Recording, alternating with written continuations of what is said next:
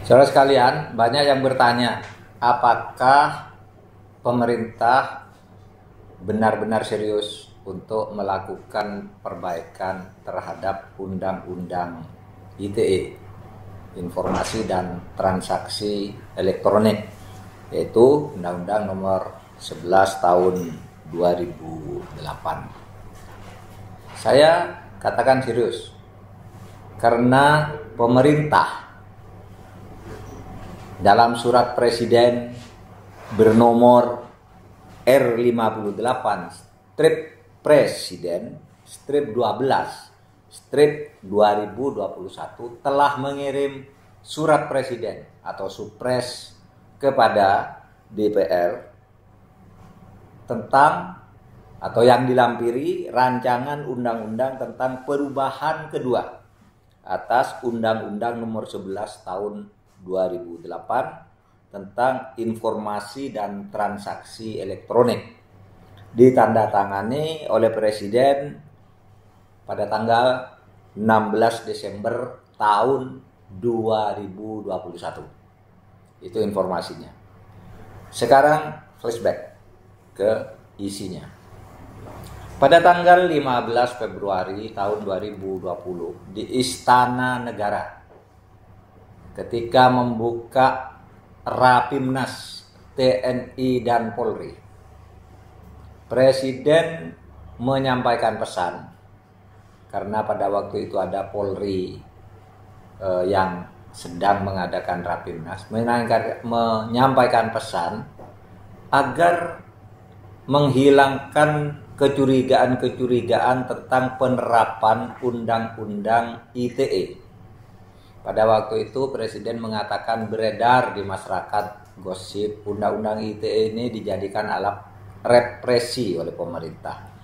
Kalau si A melapor ditindaklanjuti, kalau si B melapor diabaikan. Sehingga ada yang menyatakan undang-undang ini diskriminatif.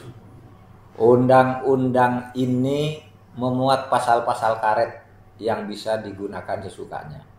Presiden minta hilangkan diskriminasi itu, hilangkan kalimat-kalimat yang bisa ditafsirkan sebagai pasal karet. Untuk itu Presiden memerintahkan dua hal pada saat itu. Satu, memerintahkan Kapolri untuk membuat kriteria penerapan mana yang boleh diproses sebagai kasus hukum jika ada isu di ITE, di media medsos, di digital, mana yang boleh ditindak, mana yang tidak perlu. Itu minta Kapolri, yang kemudian Kapolri bersinergi dengan Menkominfo dan Kejaksaan Agung, lahirlah SKB antara Menkominfo, Kejaksaan Agung, dan Polri yang berisi tentang kriteria penerapan Undang-Undang ITE agar tidak diskriminatif dan agar tidak menjadi pasal karet. Perintah kedua dari Presiden kepada Menko Polhukam supaya mengkoordinasikan kajian yang jika perlu nanti melakukan revisi terhadap Undang-Undang Nomor 11 Tahun 2008 yang sudah diperbaiki dan supaya direvisi lagi. Kajian kepada Menko Polhukam supaya mengkaji itu tadi. Kaji apakah ada isi undang-undang itu yang substansinya memang bisa menjadi diskriminatif. Apakah ada yang bernuansa pasal karet? Lakukan studi dan kalau ditemukan lakukan revisi. Sesudah kami lakukan studi, mendengar tokoh-tokoh kampus, LSM, pegiat pers, pegiat media sosial, korban, pelapor, semua kami ajak bicara.